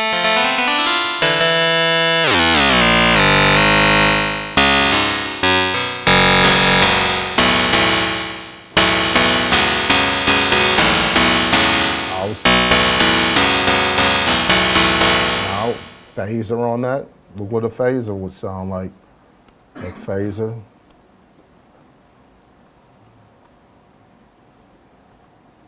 Klein phaser. You can build a lot of granular synthesis ensembles in Reaktor like that. That's the right, left. Copy this again, duplicate it. On the left though. Now that's running through that. Typewriter. You see, I would put an envelope on it. Needs an envelope. I can already hear it. Actually, it's, wait a minute, it is. Okay, so now.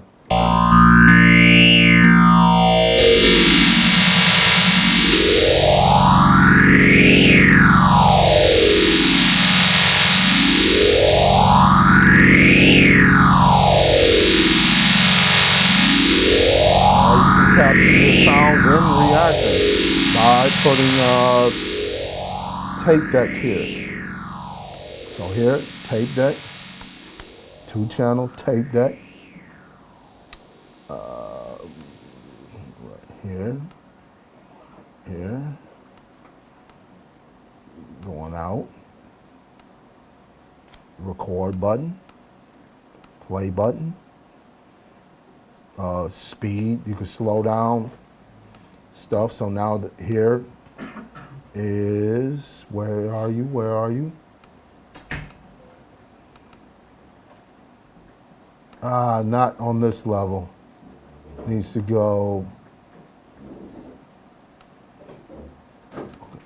as an instrument, I have to bring it in.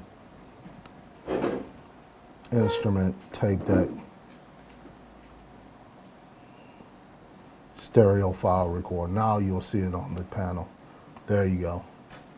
So now all we have to do, that goes here to the left. Now you'll see the signal. I can record. I can record that.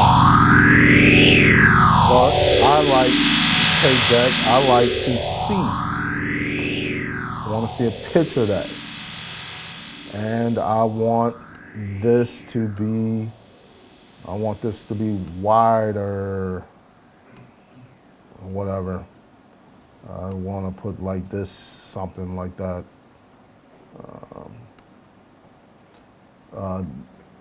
Here, no value, no label, something like that.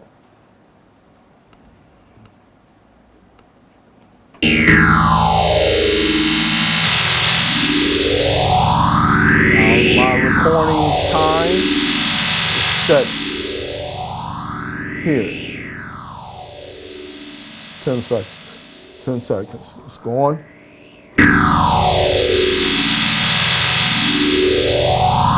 You really need that much. Turn it off. There it is.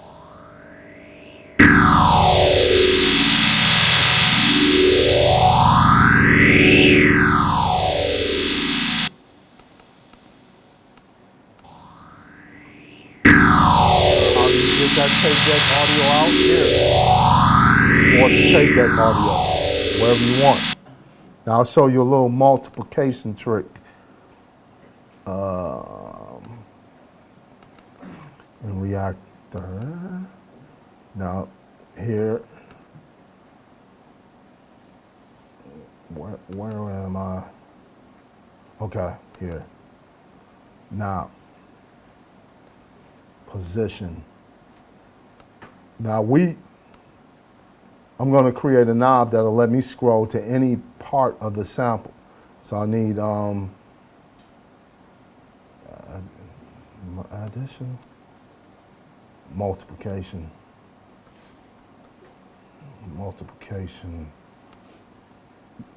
I go in here, back to position. Okay, it's addition then. It's addition, I need, it's addition, add. It's gotta be add. Right. So let's do that. Let's do this. So I go out of position here, and then I create a knob, and I name whatever position, whatever.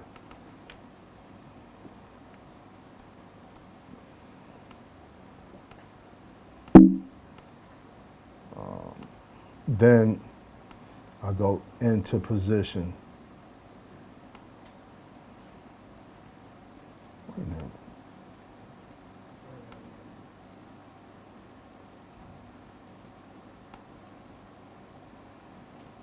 What?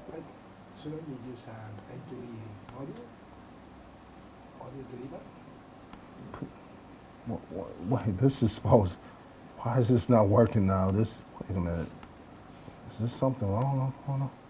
Position goes here. Right, not right.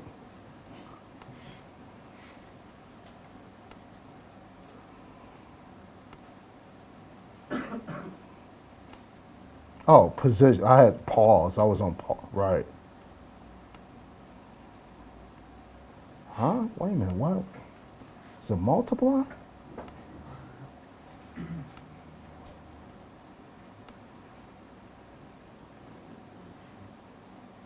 Why is this position, add?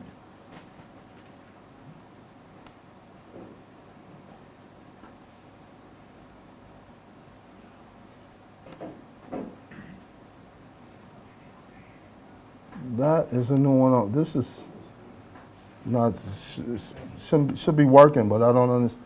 I'm gonna have to check into this, but it would be possible.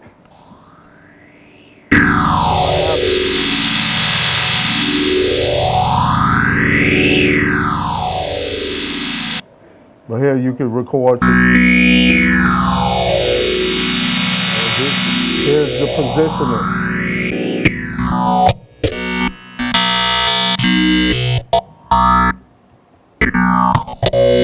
Now here's, I can.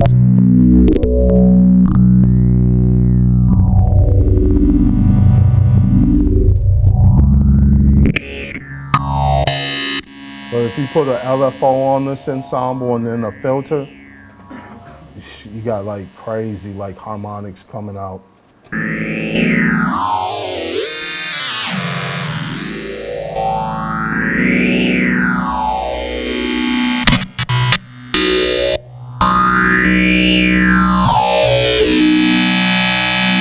LFO actually would be interesting.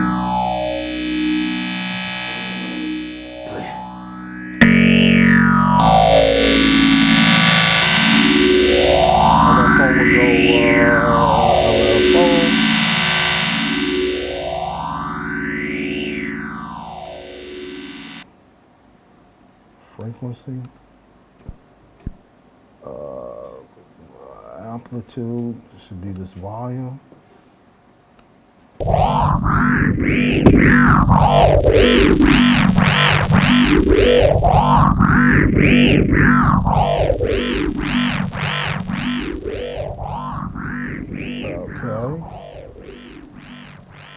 Now the frequency, here's the frequency.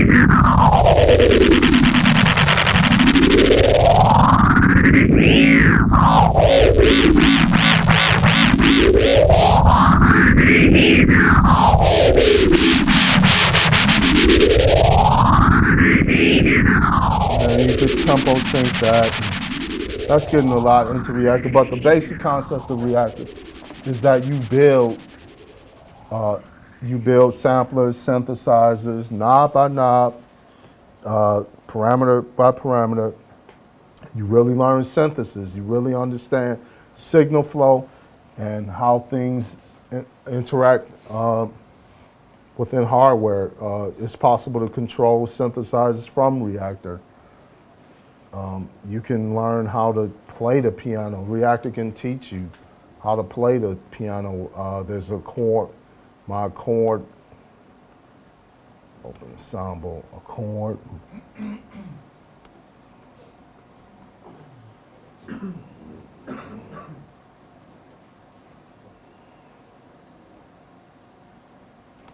Should be this. So this sequencer in this accord is just like amazing. But I have an ensemble with it. I mean, really, lot going on in so much stuff going on in the Reaktor on its own, but you really equip yourself using Reaktor with Ableton Live. Go here.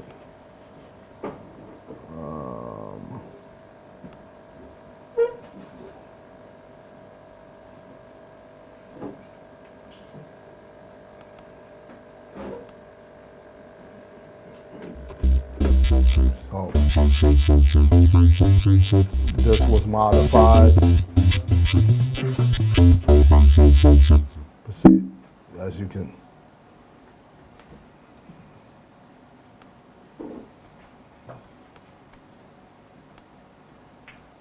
Probably will have to show you this in standalone mode. So we got quite a bit going on here. But you know, when people are asking again, like, how do I get that sound?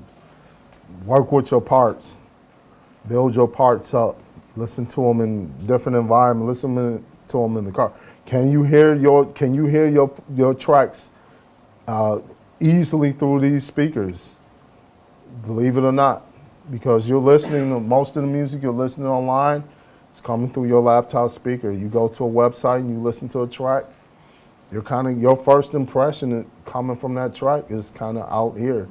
If that track sounds good coming through here when you're thinking about purchasing it, pretty much chances stand that it will stand good. It will sound good on its own in another environment. So that's a lot about Reaktor. Ableton, of course. We really could go really further into like each one, but I wanted to kind of show you a lot of the warping, a lot of the features I rely on to create music multi-band dynamics. Again, the warping and just how remixing comes about, building up parts to specification, working with things that indicate problems to you that can easily be solved. Stereos with the wrong samples with the stereo field is off, or the right side is lower or something. You can just bump that up. So, I hate to say it, but any questions? Carry on. Sorry, Well, Javi. He has a question. Oh yeah, my question was related about Logic and Ableton. Don't you think that is just a struggle between PC and Mac users first? And the second question is, if you have a chance to buy a MC909, will you buy it or you use it as a virtual instrument? I just bought I just spent $10,000 on hardware this year. I just bought an SB12 drum machine because I need to know. See, there's this war between analog and digital, but the best scenario today is using digital production with analog mixing. That's how you get the fat sound. That is how you taking this stuff out of the digital environment, sending it through a compressor, sending it through a mixer, and then bringing it back in. That's kind of like how you do it. If I get a remix request, what do I have to do? Go back all the way home to Detroit to do it? I can continue working with the laptop. You know, that's the strength of using the computers, that you can work on music anywhere. You don't have to be bound by like a physical location. You have to go back to the studio. You can start a track. Now, I prefer a Mac. I think the operating system is much easier as a user. Some people still prefer PCs. How many PC users we have here? users? Any Mac? How many Mac users do we have? Nearly everybody. Yeah, it seems like Mac is kind of like it's taking over the recording. A lot more before. Like if you would ask this question 5, 6, it'd be half and it'd be split. But a lot of people, I think, how many people switch from a PC to a Mac?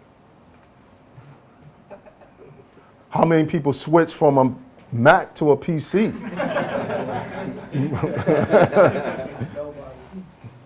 You did? No. But I mean, it's not meant to. Ableton does not exist to eliminate hardware.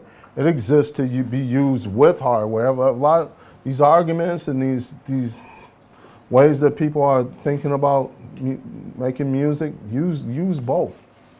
Use both, but you know there is a lot of advantage to using hardware. You have that production you could produce on PC or you could produce on Apple. It's all up to you. So Yeah, I mean it's up. Yeah, it's up. give the software.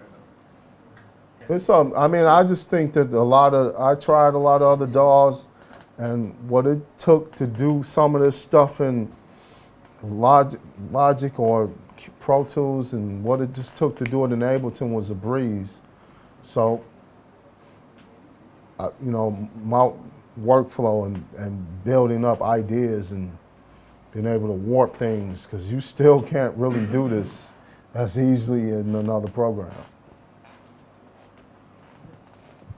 So next question.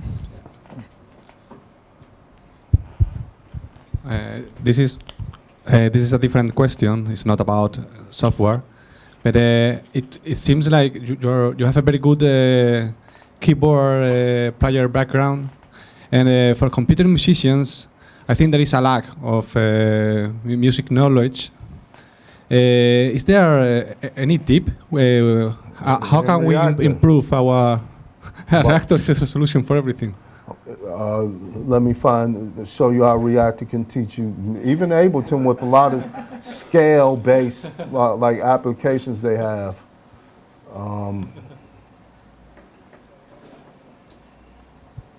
So I created this and like found all these progressions from here. So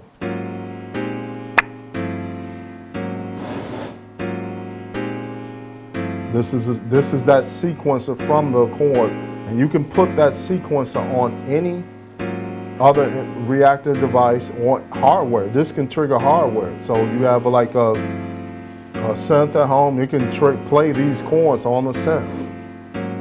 Turn this.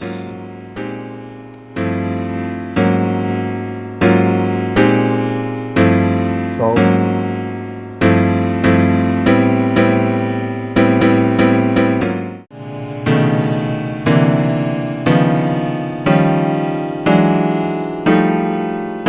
I could turn the octave.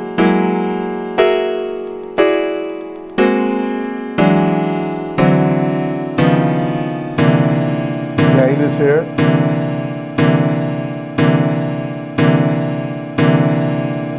So, I'm not really feeling that chord, but let's get another one. Minor 7. So when I turn this on,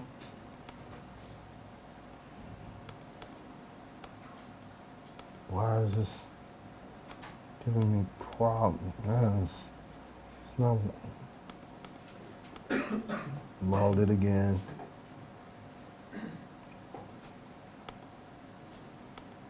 Now, clear this out. I'll go into minor 7, minor 7. I have a tutorial on this online too. Why is this? Okay. Man, this is.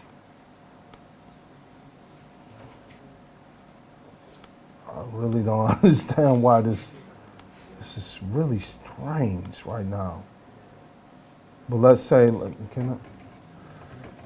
It's really acting strange, but I'll play some presets. So here's the, that's like in music theory exercise where it's playing.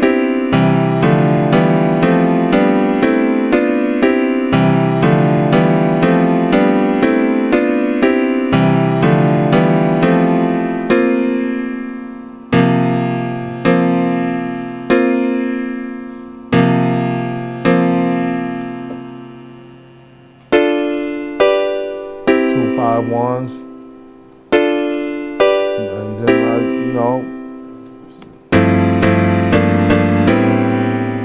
found all these chords in here.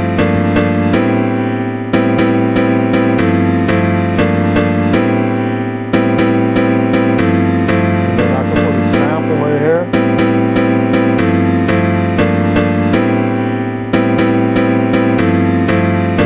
It's not really acting right for some reason, but you can definitely use Reaktor to teach you piano. You can put a chord in the here and see what I'm gonna, now that I'm gonna actually do.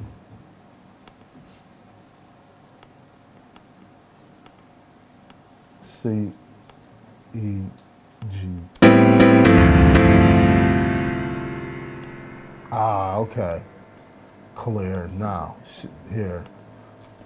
Okay, now, this should work.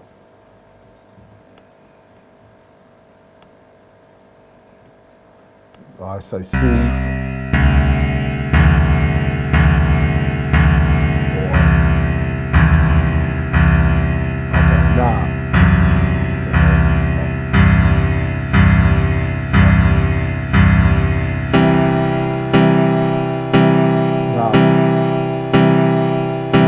Copy this, paste it.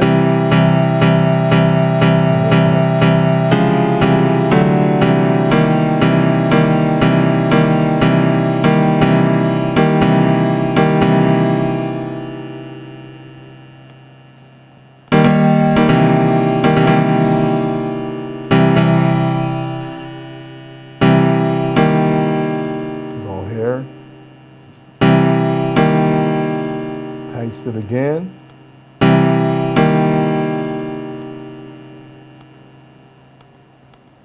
I really don't know why, but it's not acting right now. But the chord sequencer itself can definitely just the chord works.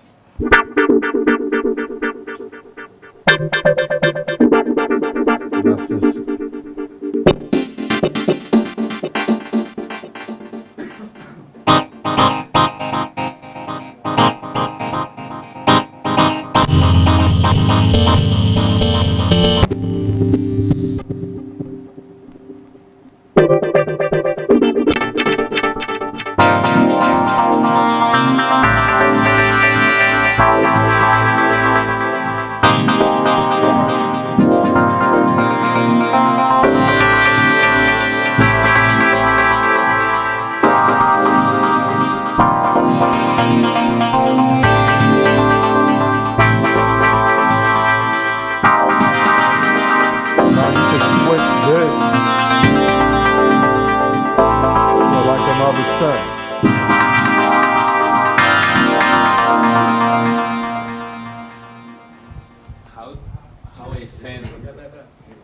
How is from the sequencer to the hardware synthesizer? How is this connected? Yeah. Here. If you have a sound card with MIDI and No, well, it's connected, but like here, I mean, you just, so like if I, let's say, so I'm looking now, you can see both here. So that's the sequence. If I delete that, boom, Yeah, now that's it's- just the synth. no, just the sequencer sent to the or where. Oh, where does that get? Okay, that's here. But my tutorial demonstrate. I'll show you where. I think I just posted it again. It's on Vimeo. Ah, okay. I just seen right here. It'll walk you through how to hook it up to like any other Reaktor synth and to any other external synth. So if if you have more questions, I would highly, as a Reaktor user, I would highly use this. I definitely would use that record synth. Take it out, put it with any other Reaktor. You can use it as a drum machine. Just trigger 1, 5, 7, 9, whatever. You can use it as a drum machine. Really, really creative. So much creative stuff in Reaktor that nobody's even touched the surface of yet. Mike, I have a question. I've managed to build simple things on Reaktor, but I'm finding troubles in order to build more complex ensembles. Do you have any book or something that you can suggest to us? Yeah, there's a site now on called, like I just put, this site.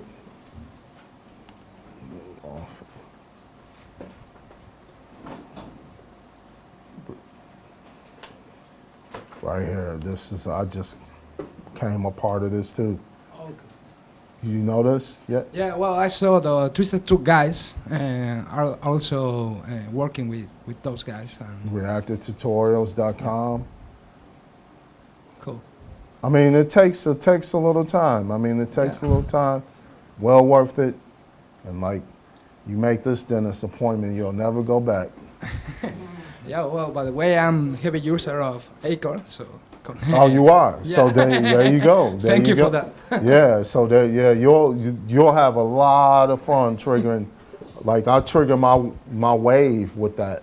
I come in, I create a chord, I change the chord because you'll be surprised what one chord can produce.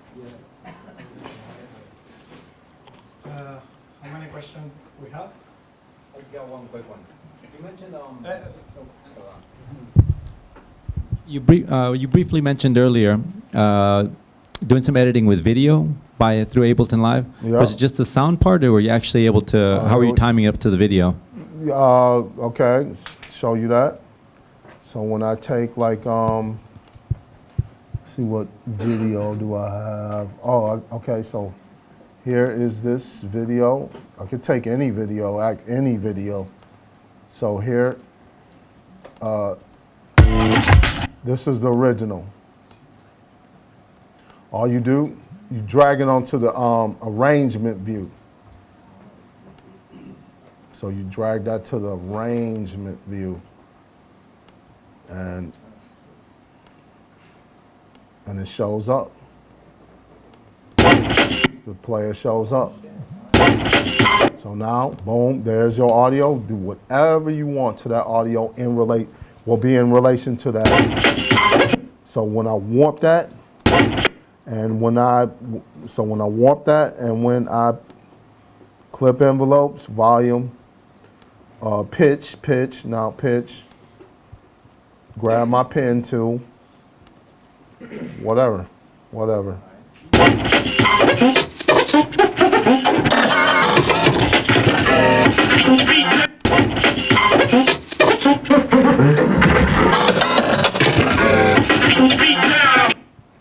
So that's why, like, when you really are doing something creative with a company and something is better fitting or deserving with a clip, just impose it on it. You can just bounce that and read the sound. Here, file, export audio, video. Thanks. So, well, thank you guys for coming.